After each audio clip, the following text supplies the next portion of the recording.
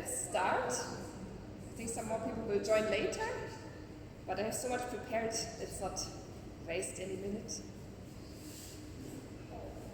Sorry? No. That was from the toilet. Okay, so welcome to my lecture today with the title The Big Fat Surprise. And we will talk about the topic of nutrition and fat. I want to make it surprisingly clear for you during the presentation. Hello. Someone come in, sit down, join us.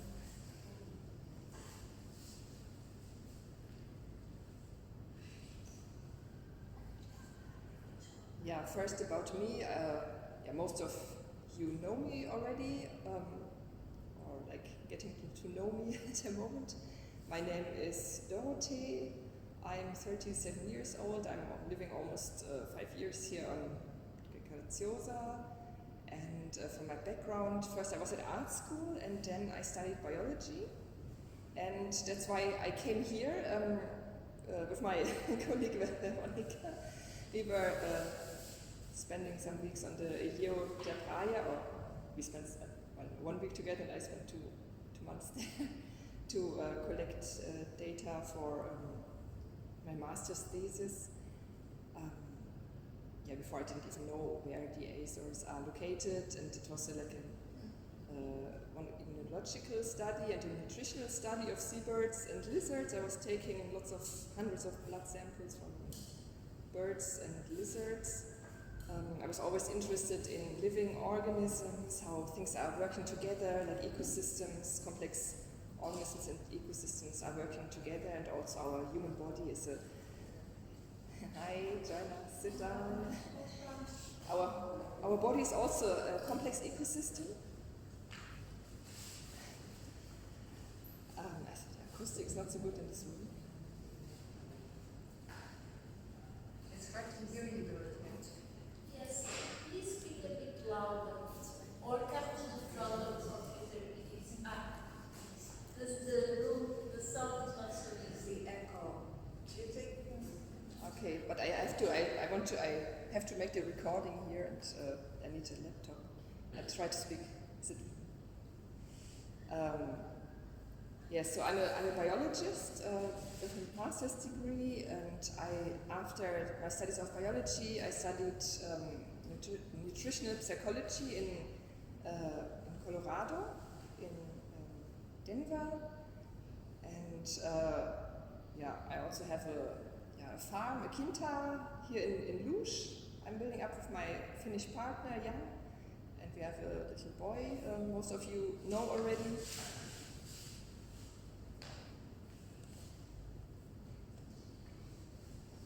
And I've been teaching about nutrition and the connection with biology and psychology for around 9 years already, online and offline, like in events like here, and I enjoy to have more time for doing it also offline, like live events.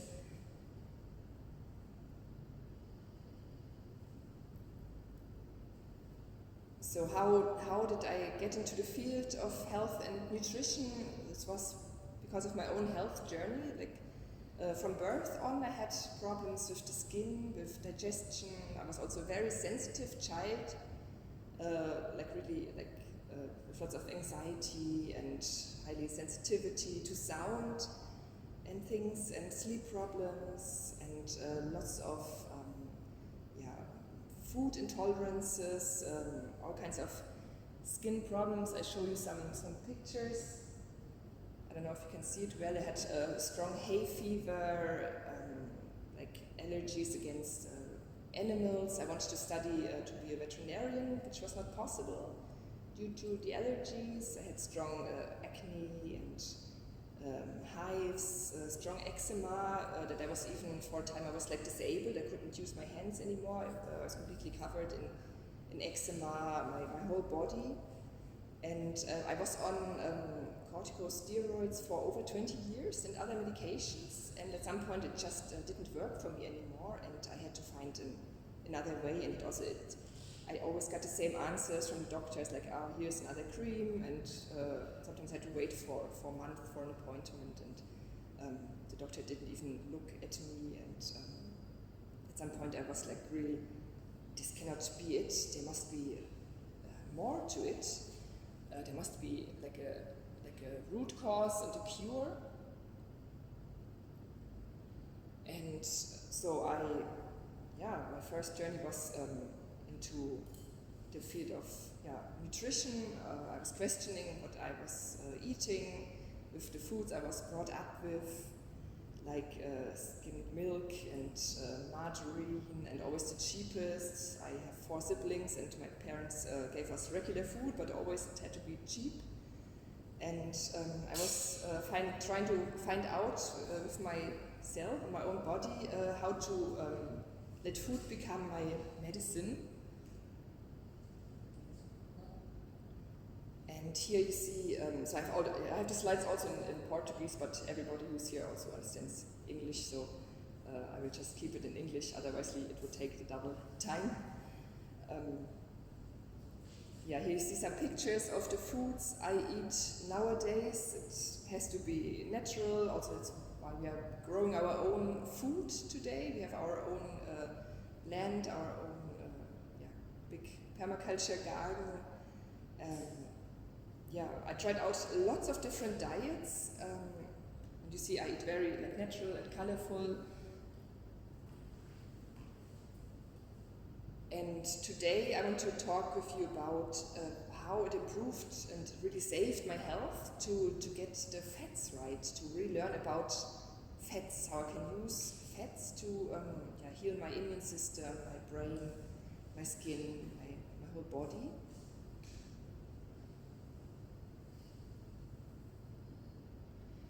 And I mean, everybody here knows we are living in the era of low-fat products, of anti-fat craze, and people are also as sick and as fat as never before, and like the typical problems like heart disease, stroke, and all kinds of autoimmune diseases are just skyrocketing, and it hasn't really improved anything. And the title of the lecture is based on this book. It's really very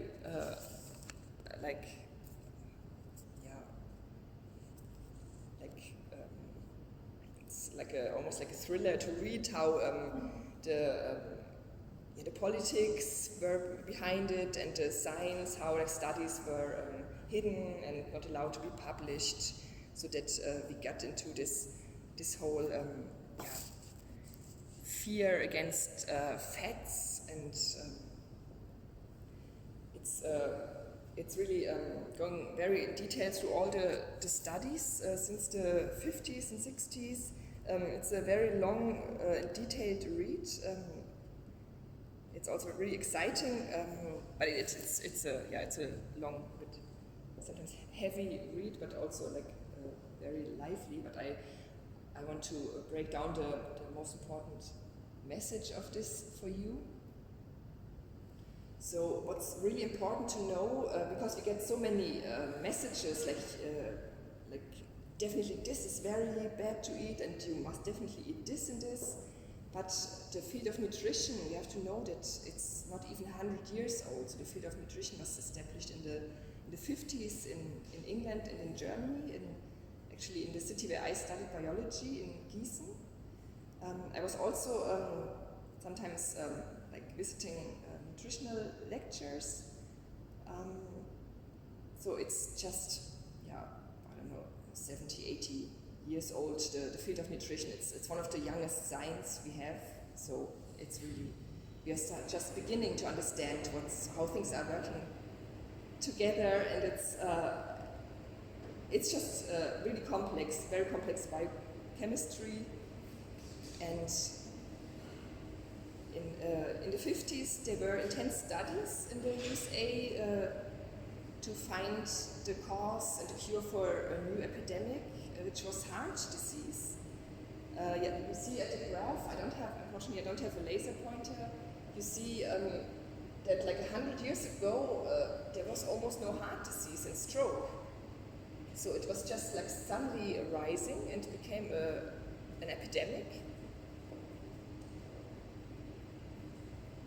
And of course, people were concerned, and then this man he was not a nutritionist, he was a biologist, Ansel Keys. He was making a big worldwide study, and he got a perfect graph and was presenting it that showed the correlation. Thank you. Was it that? Okay. You must remember. The graph that he presented was like a perfect correlation that showed the more fat we eat, the more death there is. And this was very shocking for the people back then. And this is like the foundation for all this, the belief that fat is bad, that fat and meat is unhealthy, like animal products, that we have to go low fat. This is the foundation for this all. But the truth is that he was just picking out the best data points, and in fact he was presenting, I don't know, 6, 8 data points, but it was like over 20 data points, and he had just picked out points that were proving his statement. And also, if you really go into the methodology, how he was raising his data is also questionable, because some of the studies were made during times of fasting in Greece, like in a religious area, and the people were just on a fast, and so you cannot really compare it. And you can really read the absolute details in this book if you're interested, or also the book is also really cool, from an ex-raw vegan, Death by Food Pyramid.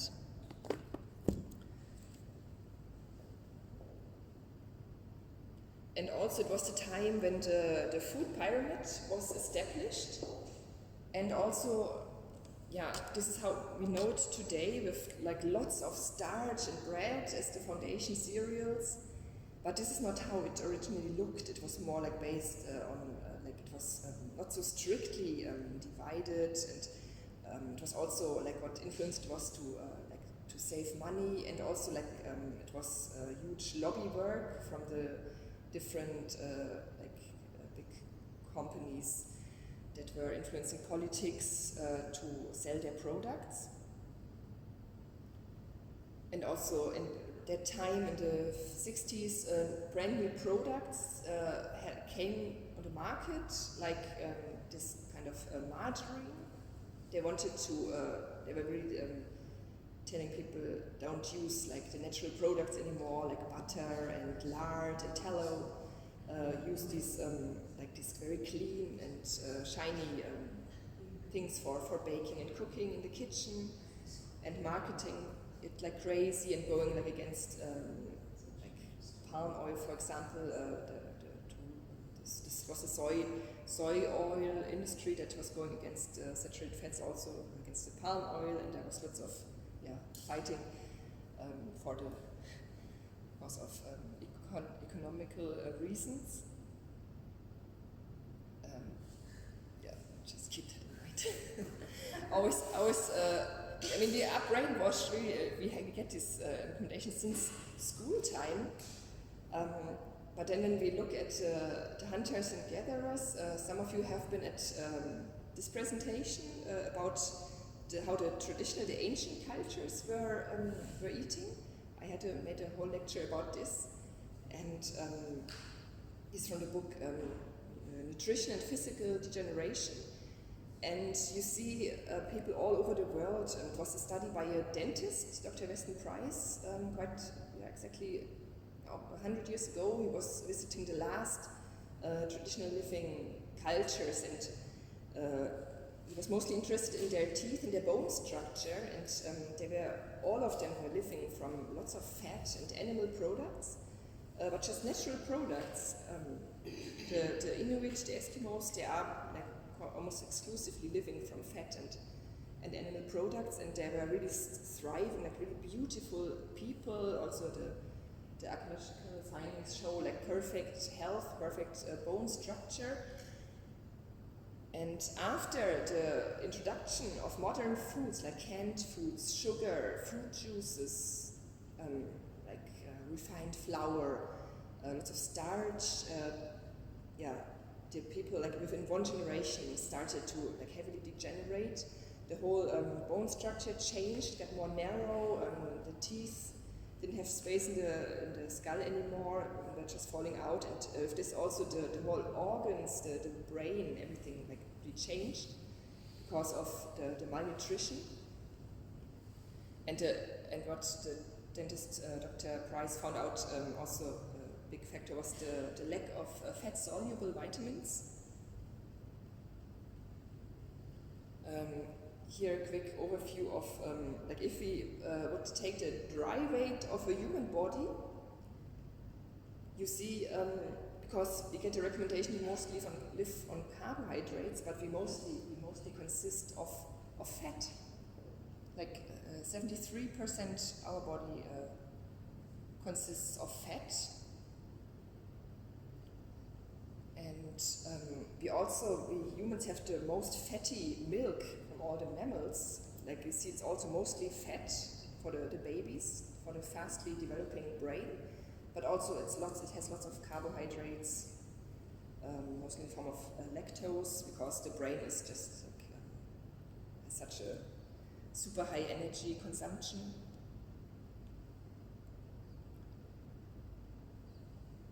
And here you see the insulin levels, like the red line is like a normal diet, the darker line, and the lower, the green line is a low carb, high fat diet. And you see it's more balanced in the system. It's not like this roller coaster of the blood sugar, and which has influence on the whole hormonal system. And also, this was found out by, I have an interview in German online with a nutritional doctor from Hamburg. She found out like how the macronutrients affect the nervous system, and you see so the parasympathetic means the relaxation response, and the sympathetic is the fight and flight, the stress response. And sugar, we like sugar because it relaxes us very quickly, very deeply, but then also spikes when the insulin goes up and the blood sugar goes down. It brings us into stress, it brings us into a roller coaster, and then we get like cravings for more sweets, for more sugar or baked things. And it's like the addiction, but it's not a willpower, it's a physiological effect. Whilst protein and fat is really like stabilizing the system, and also like sugar keeps saturated for about like 2 hours, and fat can keep saturated for like up to 8 hours. Or it's really that and it's also used as almost a cure against a certain type of Alzheimer's that comes with insulin resistance of the brain cells. To use saturated fats, ketones as a energy source for the brain.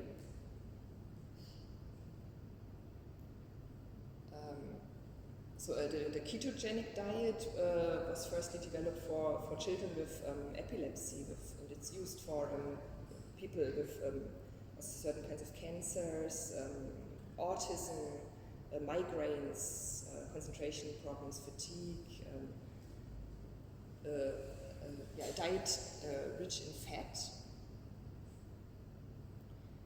And imagine like a fire, and sugar is more like the dry leaves, like the paper that quickly starts the fire, but also quickly burns off. And the fat and the protein is like the big chunks of wood that give long, stable, reliable energy. And the best it works in combination. So I don't advocate extremes, only for like short-term cures.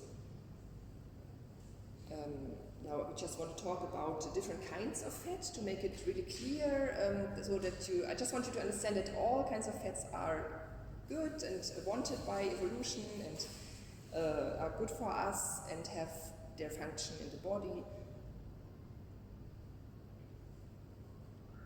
So the difference between a saturated fat, so the upper is a saturated fat and the lower is an unsaturated, monounsaturated fat. It's lacking one hydrogen, so it makes a double bond, and so it gets like a little corner. And so it has a different structure and a different function in the body. So just to keep this in mind. Yeah, so fat is very, very important for the body. So the body needs fat for build up of certain tissues. Like most parts of our bodies really need fat. We have lots of like the subcutaneous layers of our skin, the organs. For the production of many hormones, neurotransmitters. The immune system needs fat, and it's like I said, very important for the fat-soluble vitamins. So people who eat like really low fat, they are in danger to get. Usually, they are deficient in the fat-soluble vitamins, which are. Do you have the shop Edeka in Portugal? Edeka, it's like, was it? Before it was Spar. So it's okay. So in Germany, I just remember Edeka. So vitamin E, D, K, and A are the fat-soluble vitamins. K1 and K2. And like I said, cell energy. The body can use certain fats, like the saturated, shorter chain fats, mostly for to use instead of glucose to make the ketone bodies from it. But yeah, about this you could make a whole more hour. But just so you know, we don't only rely on glucose for energy. And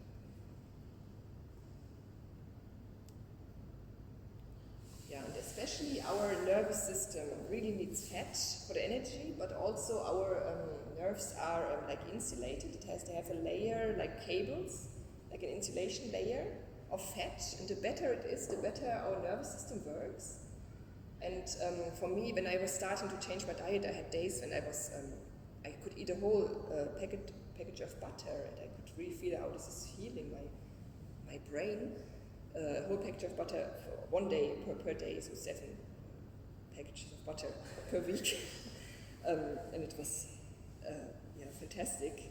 I could never eat low fat in the mornings, or you would not want to talk to me. Our brain, the dry weight of our brain is like almost 80% fat, and around 25% of the body's cholesterol is found in the brain. And also our bone marrow, where the most important part where the immune cells are produced, the blood is all fat. All our cell membranes consist of fat. So you see how it's just really, really important in the body. Now a quick excursion to cholesterol, because it's got such a bad rap. It's hard to just stop eating cholesterol, because also the body can produce its own cholesterol. So when I was being vegan for some years, my body still produced a good amount of cholesterol. What I saw in my blood tests, it's a steroid molecule. It's also kind of lipid, kind of fat. And it's very, very important for proper nerve function. So studies show that low cholesterol is associated with higher risk for depression and suicide. So it's I would say it's more risky to have low cholesterol than to have too high cholesterol. And also it's very important for the production of the sex hormones, pregnenolone, testosterone, estrogen, progesterone, for bile acids, so for proper digestion, and also it's the precursor for vitamin D. So you want to have cholesterol when you want to get your vitamin D from the sun. and it's also very vital for a proper cell membrane structure. And in the pathway when the body is making the cholesterol, other important compounds like coenzyme Q10 are made. And people who use statins, the cholesterol-lowering drugs, they also block these other compounds like coenzyme Q10, which is very important for the energy, cell energy, and anti-aging and so on. So it's a very bad side effect. By the way, my father, he was using the statins, and he died with 70 of brain cancer. And studies that gave cholesterol a bad rep were from 1913, and they were performed on rabbits. So the rabbits were fed with a carnivore diet, and then they found it has a bad effects on the rabbits, and then they said, oh, and were transferring the results to humans. So as a biologist, I say that cholesterol is in fact a protective antioxidant. And if it's elevated, it's a strong marker for inflammation in the body. And a colleague of mine put it like this: like if you are, the doctors see there, okay, there's for example atherosclerosis, and they always find then elevated cholesterol. They say, okay, cholesterol is the bad guy, is the cause. And this would be the same like saying, but always when there are fires, they are also the bomberos, the firemen, so we conclude that the firemen make fire. They are the bad guys. But in fact, the cholesterol comes as the band-aids to try to fix the arteries. And atherosclerosis is in fact the same, like eczema. Eczema is on the skin, but the atherosclerosis, it's what's happening just in another place, also a kind of autoimmune disease. And yeah, the cause has to be found, the root cause of the inflammation. And also it's important to know that in Germany it was like this, that the pharma lobby was achieving that the upper threshold for the cholesterol levels. Before it was like 300, and then now they lowered it to 200, so people can already start using the statins when they have a value of 200, I don't know the units. So they were just changing the numbers so that people are earlier in the unhealthy zone. So also it's also not to just believe everything what's on the paper. It's always to question where is it coming from? Who makes these numbers?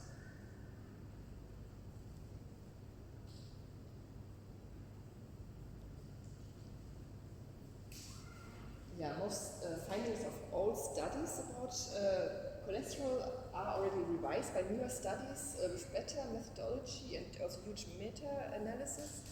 A Finnish study of 490 seniors showed protective effects of higher cholesterol in older people. Especially when you consider that cholesterol is so important for brain health, and older people are more prone to Alzheimer and dementia, then you should never ever lower the cholesterol of old people, in my opinion. A Norwegian study showed that even for women, so for men it's not so, the effect's not so strong, but especially for women, it's that the cholesterol is very protective in older age. So, but what are real risk factors when you get blood tests made? So the HDL should be high. This is the good cholesterol, the high density particles. So if you have low HDL, then it's not so good. Also high triglycerides, and they mostly rise from high intake of carbohydrates, not by high intake of fat. And the LDL, which is considered like the bad cholesterol, is a problem when it's oxidated. That means there's lots of oxidative stress in the body, and then these particles can get damaging. And also when you have like very small LDL, low density particles, like at the left side, you see that's what would be the normal pattern if they are like very small. And also They don't measure this, usually the doctors don't measure this. This is you would have to order it, but this correlates with the triglyceride levels. If you have high triglycerides, you also usually have the small unhealthy particles. There was a question? Yeah, it was about that when they analyze the cholesterol in normal sampling, if they also measure the oxidative level. I don't think so. I mean, you can, but yeah, you can always ask, but I think in Germany it's not standard that they measure this. Yeah, it's still kept too simple.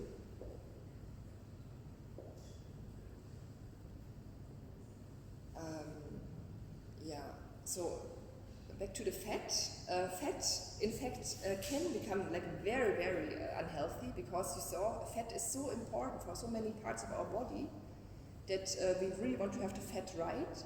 And if there's a problem with the fat that we eat, and it can become, in fact, really unhealthy. That's why also they see some health, like positive effects from low-fat diets because people just stop eating the bad fats. So fat is just very sensitive. So when fat is very high heated, like fried, when you eat lots of fried products, when it's like old, it gets rancid. When it's changed, chemically changed, when it's hardened, like here in the margarine, for example, or what I do with lots of the palm oil products, when it's strongly refined. If it's from low quality sources, like here from mass production animals, because this we learned in ecotoxicology at the university that the most toxins bind to fat. So that's also why it can be like detoxing to eat vegan for a while, because you just consume less toxins if you don't eat like really high quality like organic products. That's why, especially with fats, I always look that I get good quality, that I get organic if possible. And also, yeah, if fat is rich in omega-6, I will go to this in more detail a bit later. What this means. Yeah, here I have some pictures here and there from the supermarket. I just had to take some pictures. Like here, I need a laser pointer. Das was a mousse au chocolat, and here you see the. Whenever you see Gordura, schwedische Teich, already alert, and here palm fat, totalmente hydrogenada, so this is really changed, like a hardened fat, artificial fat, also like usually to make some cancer promoting side products. It can cause trans fats, which have also like have a strong wrong formation, and the body uses this as a building block, and then it just makes wrong things in the body, because we consist of what we are eating. Also, like here, I'm always angry about the coconut oil, the coconut milk, because there's so many coconut milks here, and all have additives like these E numbers, and it would be such a good fat. So try to get the products pure without any additives. So the saturated fats, I love saturated fats. They are absolutely healthy, and we evolved with them. They are great. They are very heat stable. These are the fats that are hard at room temperature. Okay, the coconut oil at this temperature is already getting fluid, but like normally coconut oil, butter, also cacao butter, palm oil, these are the saturated fats, and they contain also these shorter chain fats that the body can make into these ketone bodies, what can be also used instead of glucose as a fuel. They have a very long shelf life. You don't have the risk that it gets bad. We had the butter, we had it without the fridge on the Leo, and it didn't get bad. And as you saw in the beginning, this graph, it has a stabilizing effect. On the nervous system, it's really satiating for a long time. So we eat lots of butter, and the Azores have great butter. The quality is going down because we have too many cows in one place, and they start to feed the Graciosa, the rations, the grains, and this really lowers the quality. If the animals eat like in nature just grass, then the butter even is rich in omega-3, and it's very soft, but the quality starts to suffer because they feed so much extra grains, and also like I don't know where it's coming from. For sure, it's not organic. And also, but the butter here, also you see the Azorian butter is very yellow, very orange. It means it's rich in the vitamins, the carotenoids, vitamin A, because the cows are eating grass. And we love the butter. We eat it a lot. And there's a picture of cocoas. Yeah. Yeah, it's also what you have in chocolate is also a saturated fat.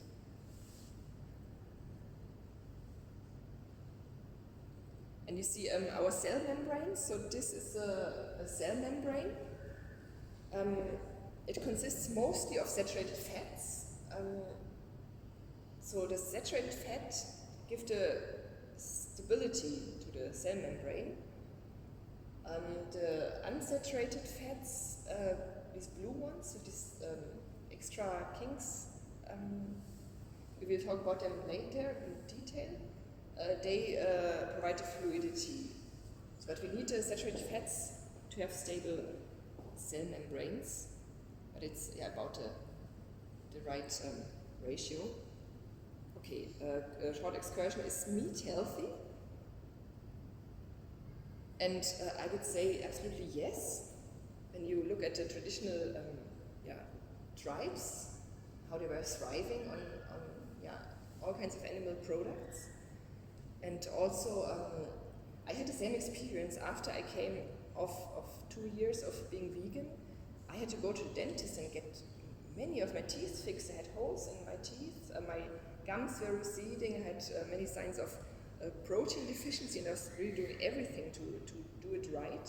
I just couldn't digest all these beans and stuff and nuts. The best I just feel with meat, and I really love animals, but I couldn't go vegan. Meat is easy digestible and natural product. It's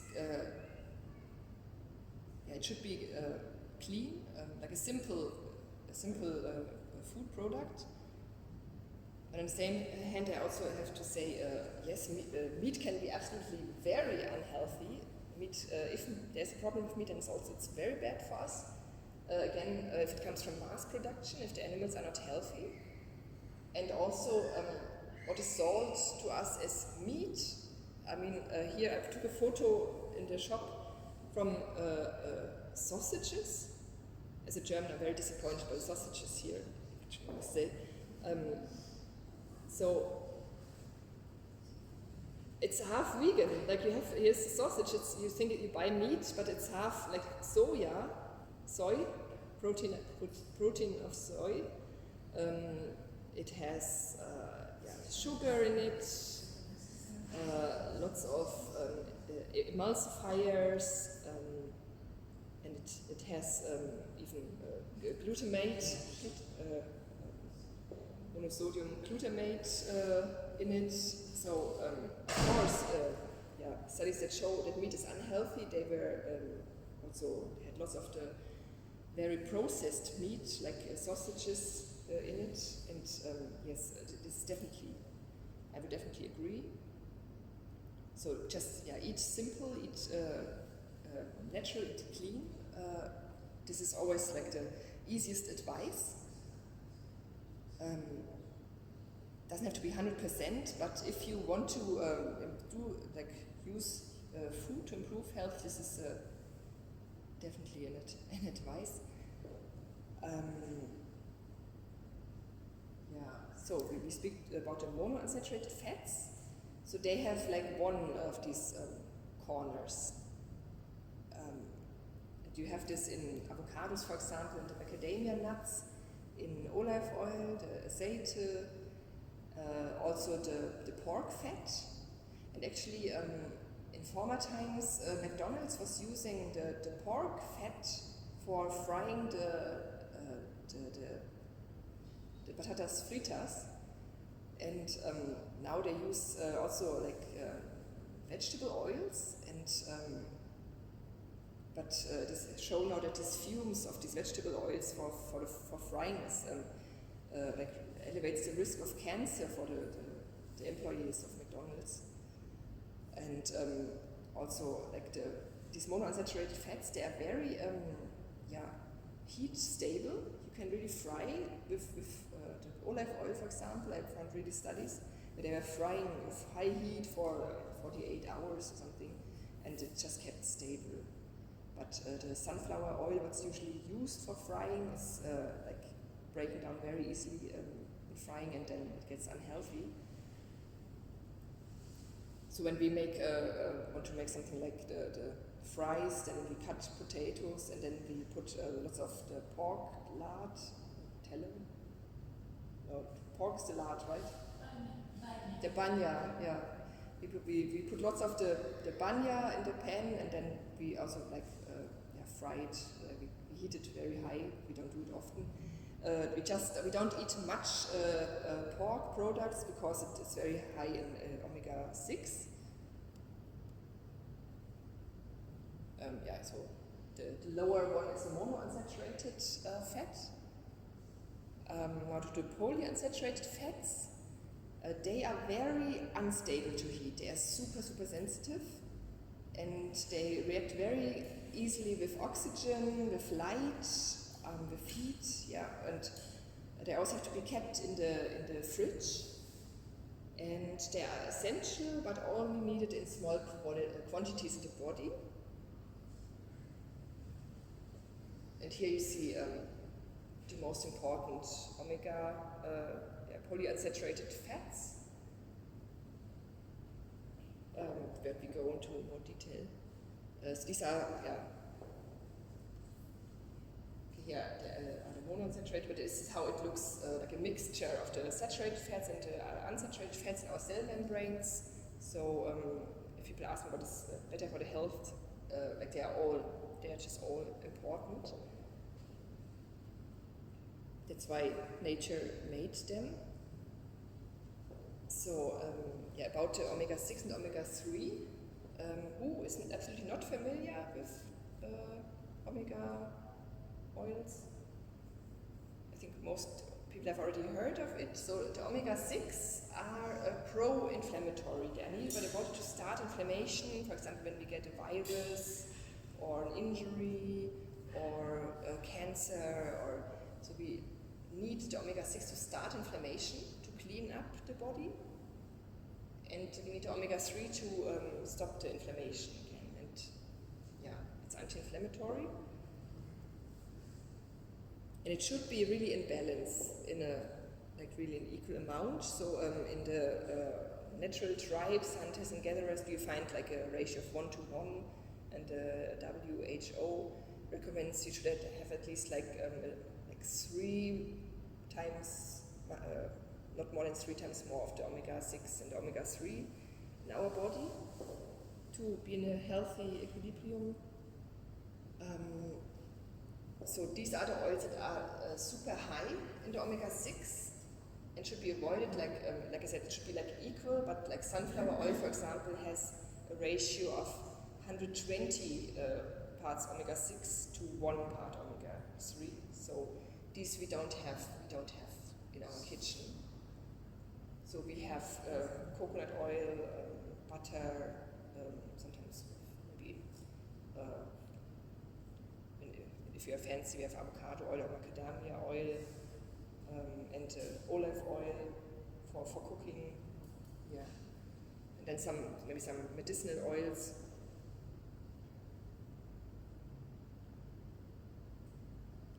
Here I was taking some pictures in the shops. because I'm really wondering what they are feeding the children in the school or the old people, what they use for frying.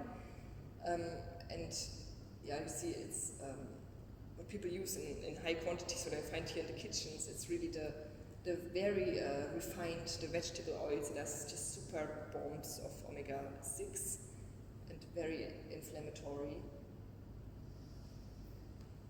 Yeah, very refined and just very high in the inflammatory oils. And also one tip, always if you want to do something for your health, you want to get some omega-3 and you want to eat some healthy fish, don't buy it in the sunflower oil or the vegetable oil, because they also compete for the same receptors in the body, so the omega-6 can block the omega-3 from getting the absorbed omega-3 from the fish, what you want. So always buy in olive oil, the fish in olive oil. This doesn't compete, so this even supports each other. We don't try to save money here. And you see, just within 100 years, the use of omega-6 fats in our diet was like tripling. And this is just because before we didn't have the machines to make these oils. This is a very new invention, that we can press oil out of soy or corn. Before that, humans couldn't do that. But then, when we started doing it, it was a very cheap way of producing oils. And this is also when everything like atherosclerosis, autoimmune disease, and cancer was starting to rise, autism. This is definitely a huge factor. And you see it. Yeah, you see the 1960s. It was really a turning point that in blood tests we see now people have much more of the omega-6 and immense deficiencies in the omega-3.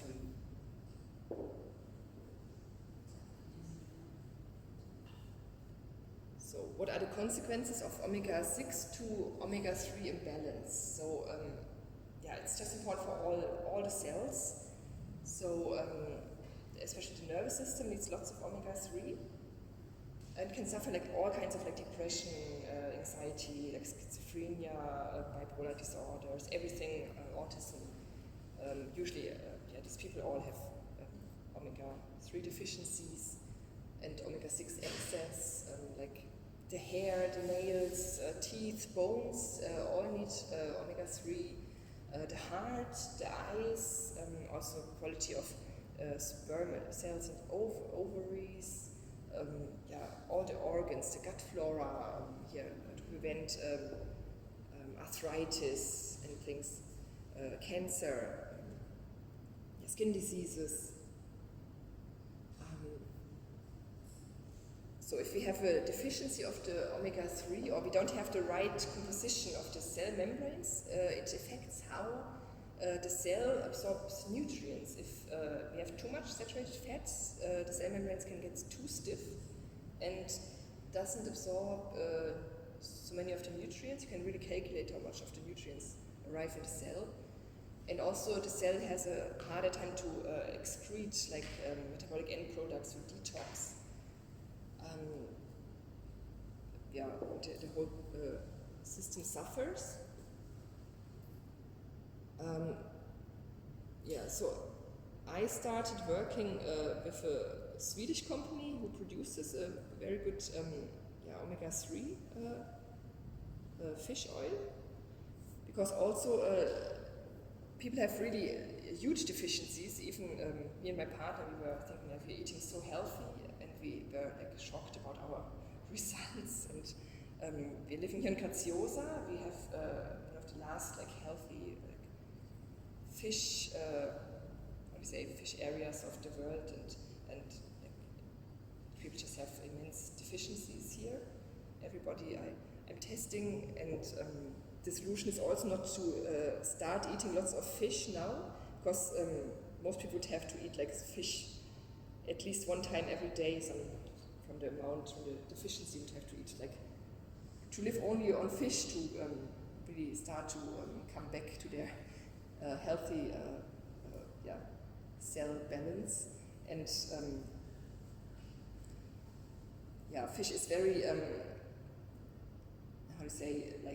spoiled with heavy metals and other toxins now from the oceans. So we can also not eat high amounts of fish because then we could also have a too high intake of the heavy metals. Or when we eat fish, we should really limit the consumption of fish that's in the higher end of the food chain, like shark or tuna fish, because they have the highest concentration of like mercury and stuff, because they are at the high end of they eat other fish, and they've eaten other fish, and so the toxins accumulate in the body. So better to eat like the little fish, like the sardines. So I, for myself, for my family, I started, and for my clients, I started with fish oil. Some of you here are already using it. And also with fish oil, like I said, I have tried many products over the years with clients also, and I'm also making blood tests and see the results of people who use other products. And often they are too low dose and not so bioavailable because, like I said, the polyunsaturated fats are very sensitive, and most companies that just use vitamin E as an antioxidant to prevent the breakdown of the sensitive fats. And the oil that I used from Sweden, this is combined with olive oil, with a very polyphenol-rich olive oil that it has a synergistic effect. It also has a vegan version for vegans. It's based on algae.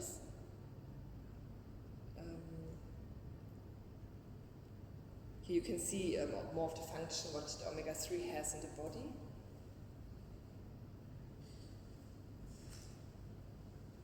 Like for teeth health, eye health, normal blood triglyceride levels. Also like normalizes the cholesterol values, because it goes to root cause. It normalizes the lowest inflammation, blood pressure, and the combination of the olive oil makes that it doesn't react with the blood oxygen. When we ingest the fish oil, then it can quickly react with the blood oxygen before it gets into the cell, and also like how long it survives in the bottle and stuff. But the polyphenols often, because it's highly cleaned, it's cleaned from any impurities, heavy metals and stuff, and so they add the polyphenols with the olive oil, with the aceite, and this ensures that it stays stable, that it really is bioavailable. Here you see, this was Jan, my partner, allowed me to use his test result. So first he had a value of his, you remember we should have like 1:1, the ratio of 1:1, omega-6 to 3, or maximum 3:1, and he had a ratio of 19:1. He had also been vegan for a long time. This was something we just didn't, we had no awareness, we didn't have an eye on. We were like looking at, we eat like our vegetables and like our own eggs and stuff. This was just a new chapter of health we were diving into, and after using the oil for 6 months, now his last result was like almost perfect, like 3 to 3.7, like kind of the more desired range. This is from a colleague. She has used the oil a bit longer. She came from 17:1, ratio of 17:1, and now she is at 1.4:1. And she had really like after she had been breastfeeding, I think 3 children, and she got already symptoms like, how old is she? 40? No, I think now she is over 50, and she got like symptoms of dementia already with 40 something because of the deficiency. And nobody could help her until she found out that she has this deficiency. Yeah. So I offer a blood test that measures the ratio of all the fats, the different kinds of fats in the blood, and to see if there's anything in imbalance, also the saturated fats and the monounsaturated fats and all the different kinds of omega-6, which also can give insights into the immune system, if there's inflammation, and the different omega-3s. Here you see, this is Jan's test, and you see the lowest part is omega-3. And the first value of this, it's a bit hard to see, but the first value is the plant-based omega-3, and he's in the perfect range, so 0% means no deviation. He's spot on. He had a perfect value there, because he eats lots of the flax seeds and chia seeds. They had a perfect value, but he still had a huge deficiency in the marine-based omega-3s. So it's I just want to say it's not enough to just eat flax seeds or take flax oil, because it's just different. It's also called omega-3, but it has different functions in the body. And the most important for the immune system and the nervous system are the marine omega-3s. So I work with a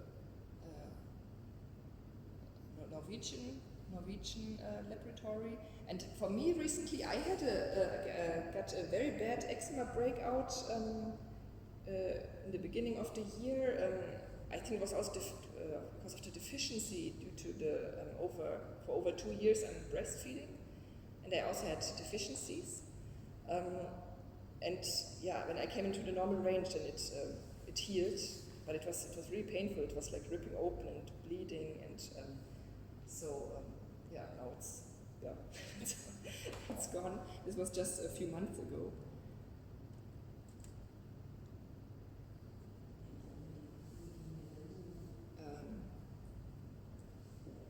So we are through. Please also ask questions, but I also, if anybody wants to find out more about the health, wants to also start the journey to improve other aspects of the health, start a new chapter, I invite you to work with me, to take also the blood test. Yes, thanks for your attention, and are there any, it's fine. Thanks. Thank you very much for coming.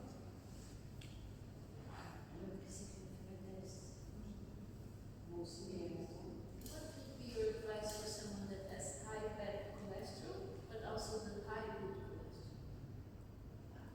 The most high. So that the HDL is also good. I would look for if there's inflammation in the body and nutrient deficiencies.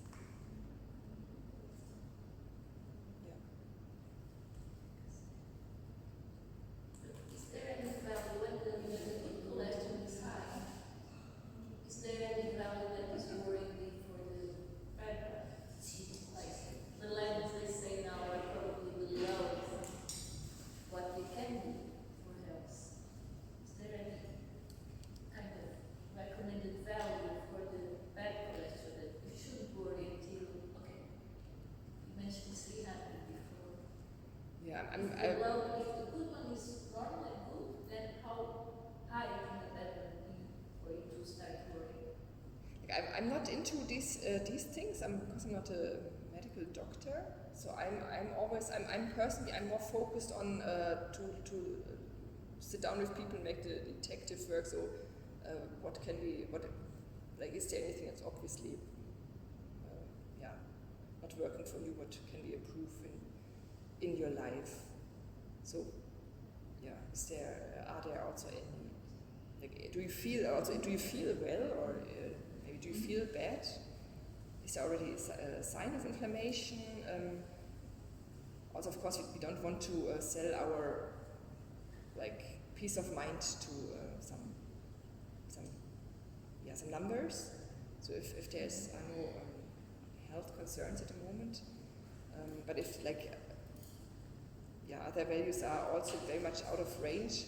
So for me, always I prefer to measure things that really go to the root causes, like really nutritional deficiencies and stuff. Yeah, where you can really actively work on.